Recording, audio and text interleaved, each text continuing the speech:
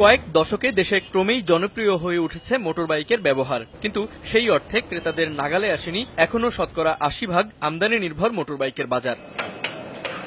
তবে পট পরিবর্তনে ধীরে হলেও বেশ শক্ত অবস্থান তৈরির ইঙ্গিত দিচ্ছে এ খাতের দেশীয় উদ্যোক্তারা। প্রযুক্তির উন্নয়ন আর স্থানীয়ভাবে যন্ত্রপাতি তৈরির পাশাপাশি সম্প্রতি শুরু হয়েছে দেশীয় মোটরবাইক রপ্তানিও। প্রাথমিকভাবে ১৫০০ বাইক নেপালে পাঠিয়েছে বেসরকারি অটোমোবাইল কোম্পানি রানার। ভালুকাই প্রতিষ্ঠানটির কারখানায় বাইকের চ্যাসিস, রিয়ার ফর্ক, ফুয়েল ট্যাঙ্ক, নানা ধরনের স্ট্যান্ড সহ প্রয়োজনীয় যন্ত্রাংশের অধিকাংশই তৈরি হচ্ছে দেশীয় প্রকৌশলীদের হাতে।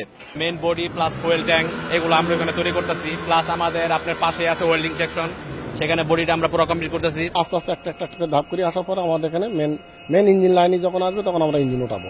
নেপাল বলছে ভারতের সঙ্গে প্রতিযোগিতায় টিকে থাকার সক্ষমতা রয়েছে বাংলাদেশের। সেক্ষেত্রে ধরে রাখতে হবে পণ্যের মান আর সাশ্রয়ী দাম। নেপালের বাজারে ৮০ সিসির মোটরবাইকের একমাত্র সরবরাহকারী বাংলাদেশ। আমরা চাই সাশ্রয়ী দামে উন্নত সেবা। এটা নিশ্চিত করতে পারলে বাংলাদেশি প্রতিষ্ঠানগুলো অনেক ক্ষেত্রেই এগিয়ে থাকবে।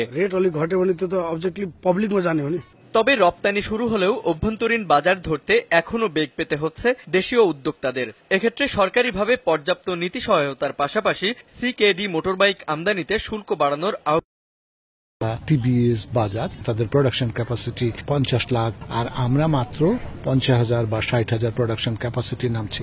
তাই আমাদের প্রত্যেকটা প্রোডাকশনের যে কস্ট যেটা এটা বেশি পড়ে যাচ্ছে।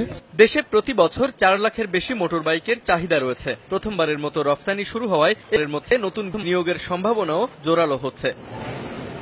রফতানির ঝুড়িতে এবার নতুন পণ্য মোটরবাইক।